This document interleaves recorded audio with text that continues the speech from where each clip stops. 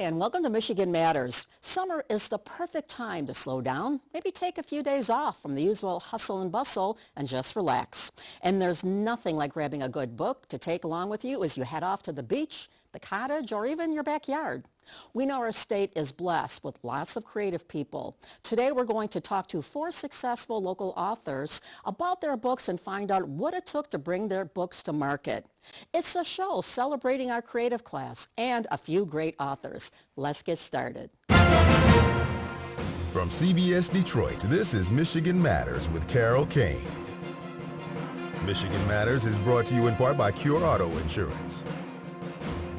And we're so pleased to welcome Vanessa Denha-Garmo, who's a certified life and leadership coach who works with clients on leadership development and career development and communications. It's so great to finally have you here on the show. Thanks, Carol. I've been here many times, whenever as a guest. So yes, great. This is you're the guest as opposed to with Bob Ficano and other folks that you're working with here. You have a really eclectic, interesting resume. You worked at WJR for years. You co-founded the Chaldean News, and you run Epiphany Communications now. And how are things going, by the way? Wonderful. I love it. So everything's kind of under the umbrella of communications of what I've done in my career. And I've loved in the work I do because I get to tell wonderful stories and work with people helping them tell their stories. So it's going great. Well, and speaking of writing, you have a new book, and let's talk about that. Conversations That Created the Culture, which is offering guidance to CEOs, someone wanting to have more impact. And so tell us about the book. What is the mission of it, and who is the reader for this? So really, this came out of many conversations with clients that I was coaching on team building and leadership development. And I started asking HR directors about the issue of culture. And I found there was such a disconnect in the culture.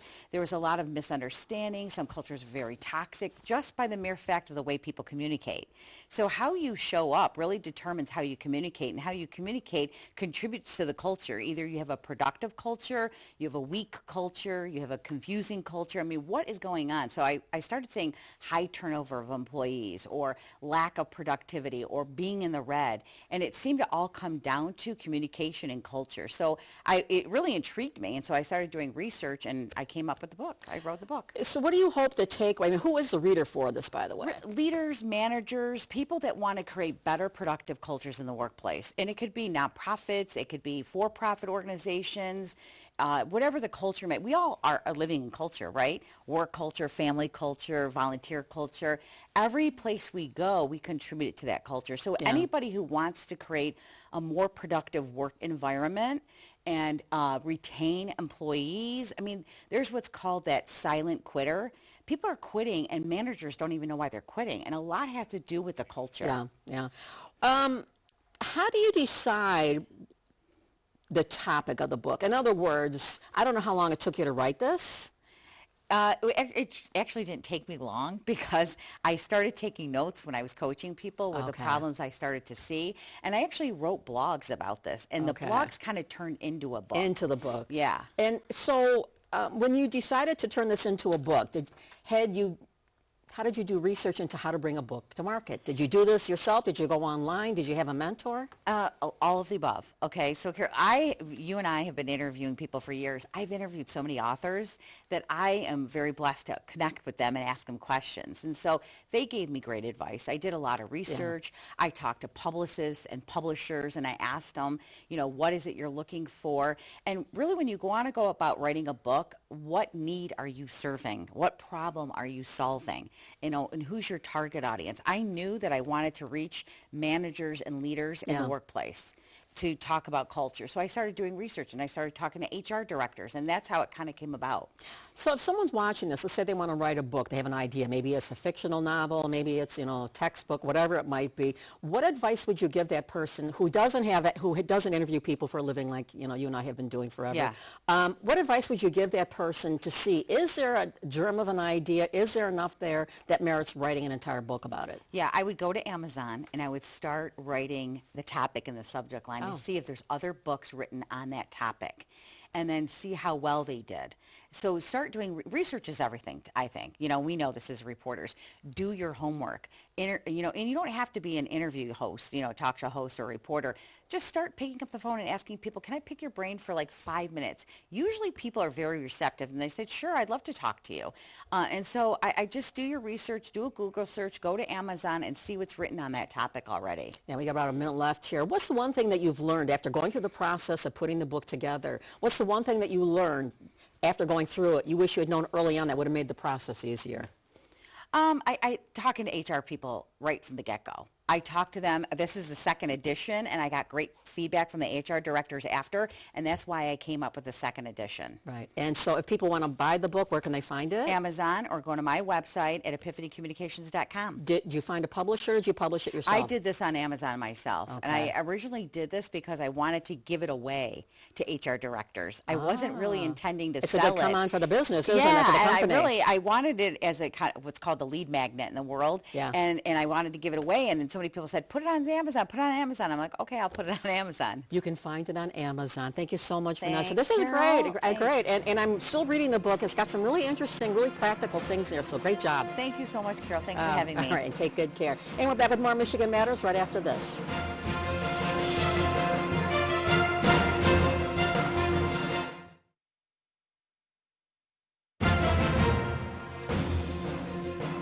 Welcome back to Michigan Matters. We're now joined by Beryl Thalbaum, well-known Michigan journalist and author who's written a new book, Truths About Truth Seekers, the Media, and the Law, which is a great topic.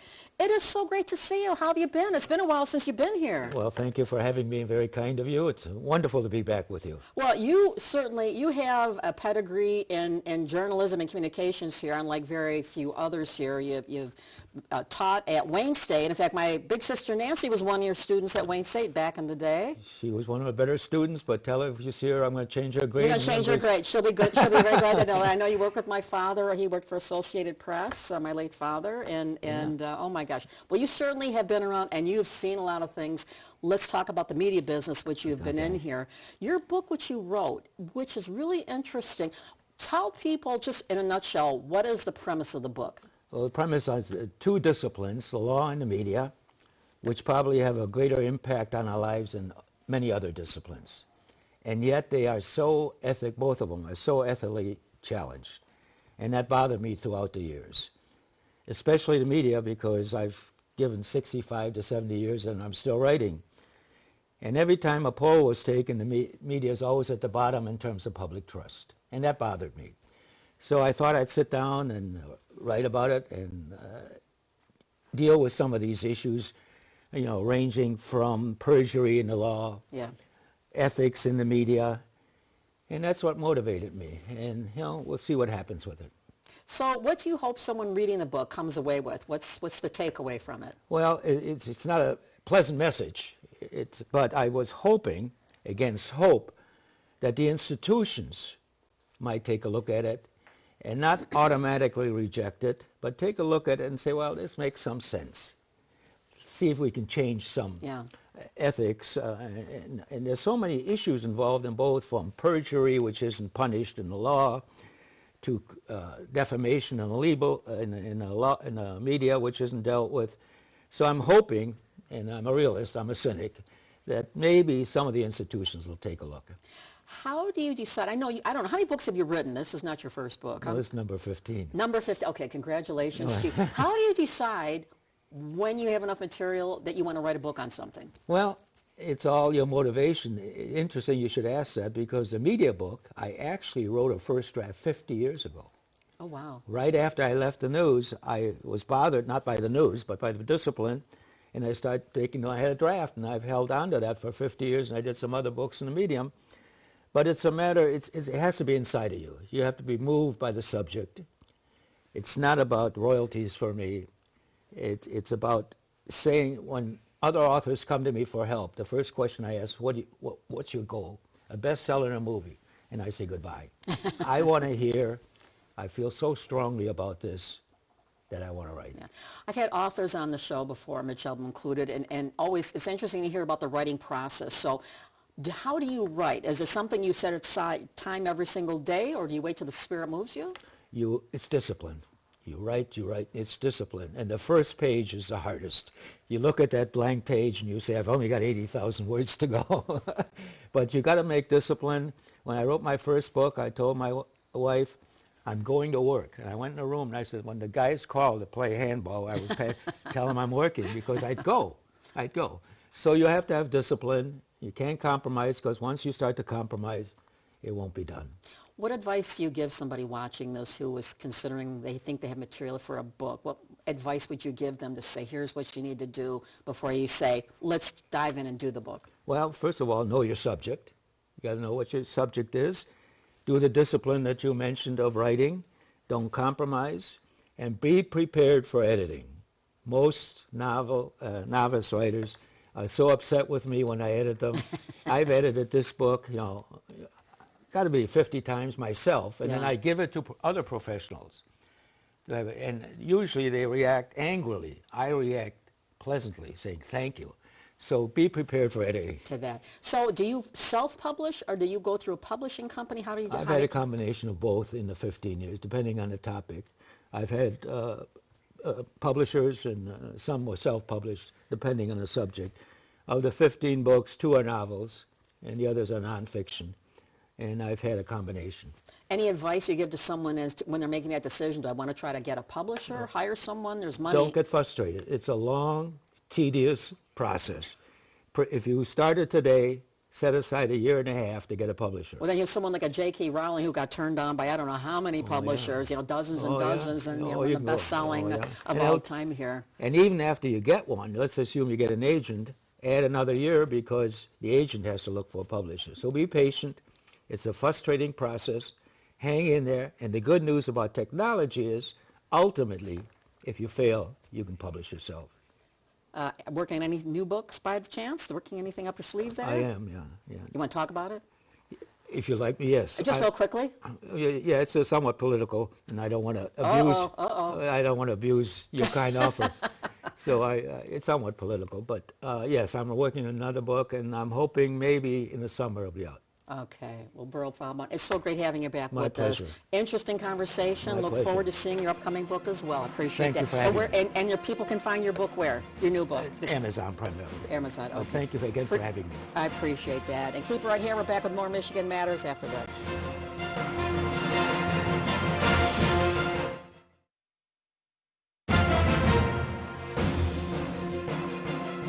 Welcome back to Michigan Matters. We're now joined by Amy Piper, who is a serial author who has just written Small Town Michigan, about 50 towns she visited across our great state, and they're the heart and soul of our region. And great to have you on the show. Thank you. I'm so happy to be here. So you've written this book. What motivated you to write a book about small towns in Michigan? Well, lots of people think that you have to go to the big city or get on a plane and go somewhere.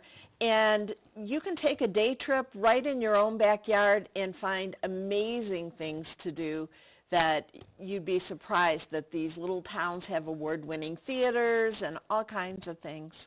So I don't know how many towns there are in Michigan. Maybe you do. There are 700 approximately named towns. Named towns. Okay. How did you choose the 50? Oh, well, the first thing, population. If they had a population of 15,000 or less, they were on the list. And then I looked at the founding stories, the legends, the lore, and the attractions, because it's part history, part travel. And so I chose it that way. And then right up until after it went to the publisher even, a couple of things got switched out. Wow. So I'm going to imagine on the heels of gas prices, which are astronomical, and inflation and costs, and more people who are looking at day trips, weekend trips, staycations, I guess you would call it, where you can go to a small town, right? I'm assuming that, did that factor in too, saying here's, someone's from the Detroit area or up in the Lansing area type thing? Absolutely. And a lot of these things are free. You'd be surprised how many things that you can do. You can go to the Michigan Access Pass through your library and find free or discounted things, so that also helps. So tell me, what 1 or 2 towns stood out to you as like something really cool or interesting? Okay, my first one, is Germfast, Michigan, in the Upper Peninsula. And what drew me there was Thomas Dambro has the only sculpture in Michigan in Germfast. So that attracted me there with Benny the Beard Fisher, this huge 20-foot tall sculpture. But then the founding story of Germfast, why would anybody name their town with germ in it? And there we go. And what was the, you said there was another one too? Yes. Indian River is another favorite of mine. There are so many things to do there, from state parks to the Inland Waterway to small town bookstore. Yeah. So I know you've written more than one book. Yes. You've got another book here that you've also written here. What makes for a good book? Oh, what makes for a good book? Well, for me, I'm part history, but travel. So it's like, what's there to do there for me, and what can I have my audience go explore? That. What one piece of advice would you give somebody who may be considering they want to write a book, they've got a great idea for something? What a piece of advice would you give that person about whether to take the leap and dive in head first, or maybe hold off? Well, I think researching and finding out if there's an audience for it. What problem are you trying to solve? And then, especially if it's nonfiction, and then go from there. Do you have a publisher, self-publish? Any thought on that? Because I know you've got a couple different books. Yeah, I have a publisher, Reedy Press. They write or publish books about local places, and they require you to live in the place that you're writing about, so you're getting that local hometown feel. Any other advice you'd give somebody if they decide they want to go the self-publishing route? Well, go ahead and do your research to find out the process, because it's a lot of people complain about formatting and those kinds of things. I try to not worry about those things and focus on writing. Well, the book is Small Town Michigan. Great stories in there, great places to visit if you're looking for ideas, and I really appreciate you being here. And where can they find the book? You can find them at your local bookstores in your small towns. They've been huge supporters of mine. And, of course, Amazon. Thank you so much for being here. Sure. Really appreciate it. Yeah, okay, thanks. and keep it right here. We're back with a little bit more Michigan Matters after a quick time out.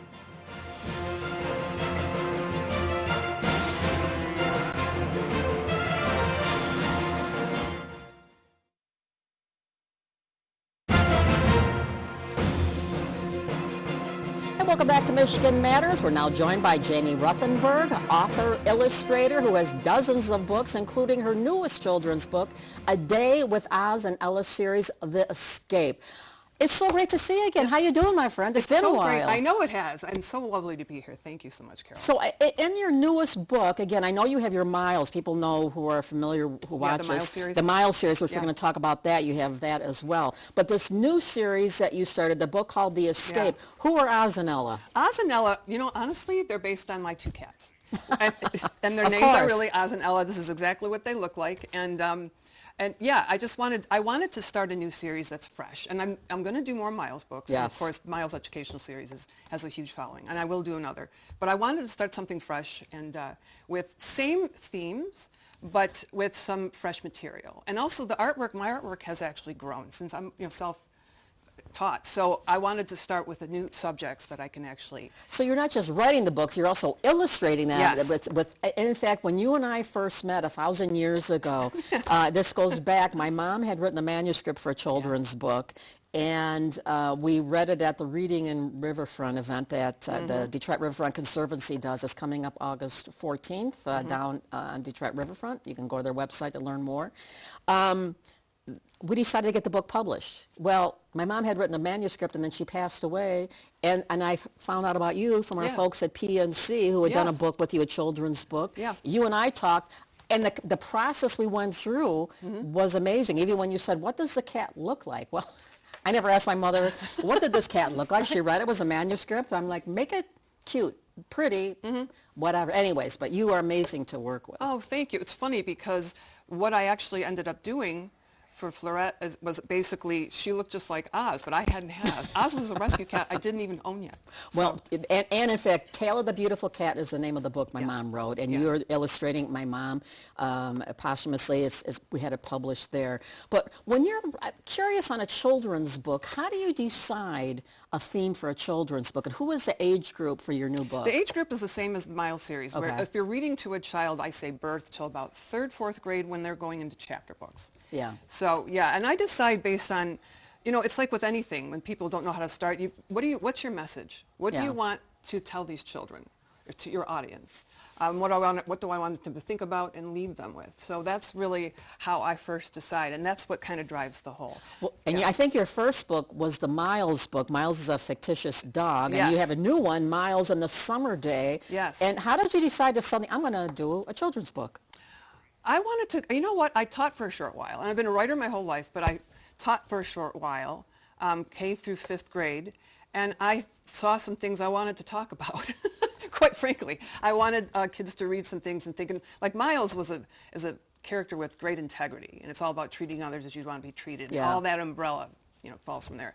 So, and that's exactly what started it, to be honest with you. And I love children too, and I remember when I was reading to my daughter, who's now 24, I would read, I had a huge library of books for her, and I was really it was lackluster. I thought that I really could contribute to that genre. Yeah. So years later, that's what I started. Well, even writing a children's book, because they're so more sophisticated than people of generations, our generation, younger, whatever. Yeah. I mean, they're so sophisticated. There's so much technology around them. Yes. It must make it a little bit different about how you write the book, or the message and theme type thing. Yes. And interesting thing, people think that children's books are easier, and I'm telling you, it's really not, because you're trying to communicate profound messages in a very limited, in terms of vocabulary and so forth. And so it's almost like poetry, where every word is critical. And plus they have to be able to read it, so you can't go too crazy with, the vocabulary too. So I'm also so impressed by what you have accomplished in your career as a writer and publisher. You have actually been involved with 28 books. I have. Ever since I came out in 2015 with the first Miles book, that was the very first time I published my own artwork. I've been a writer my whole life, but that was the first time I actually put my artwork out. And you're also writing books for adults and young adults, which you help them and you ghostwrite, as you say, too. Yes. I mean, I'm ghostwriting, I'm always illustrating for authors all across the country, and it started with that first publication of showing the artwork too. People are visual, so that draws people to it. But yes, there is a young adult chapter book I'm working on that is in conjunction with the Oz and Ella series, and it's based on, these are 2 soulful house cats, and all the themes that come from there, but they're actually the pets. In The Boy, there's a middle schooler is the main character, and it's him and his mother's house cats. So, and I know we're teaching, you're not teaching now. Are you writing full-time? Is this like a full-time thing now for you? Yes. So are you disciplined about this, where it's like, I'm going to get up at 9 o'clock and start writing? I mean, what's your process? Yes. I mean, you can't wait for the spirit to move you, especially when you're self-employed and, you're running the show here. So, no, you sit down, and it happens, though. It doesn't necessarily have to be at 9 o'clock, but just how many hours, how much time do you need to put in at what point of that day, and when's it going to happen for you? And so, you just sit and you work at it. And I tell a lot of people, too, who, I told you before, I know more about other people's books, ideas that they never wrote because they don't know how to start. Number one thing to do is just sit down and, who's your audience? Write about that. What do you want to tell them? What's the goal of the book? What do you want them to leave? What do you want them to learn from it? And once you start kind of working those nuts and bolts out, then you start getting inspired by, you think about what could be in that book, and it could be in the middle of the book, the end of the book, doesn't matter where you start. And I know we've got about 30 seconds left here, that you have written books about people, about them too. Memoirs, autobiographies. Yeah, autobiographies, yes, fascinating people. Yeah, that's got to be interesting here. A little bit different than writing kids' books, I'm imagining. Very much so. I've done all kinds of things, satires, poetry books, all kinds of things. You are amazingly accomplished. Thank you so much, Jamie, for being here. Look forward to seeing you August 14th down Detroit Riverfront here. So thank you for being here. Enjoy the rest of your day. Have a great weekend, and we'll see you next Sunday for a little bit more Michigan Matters.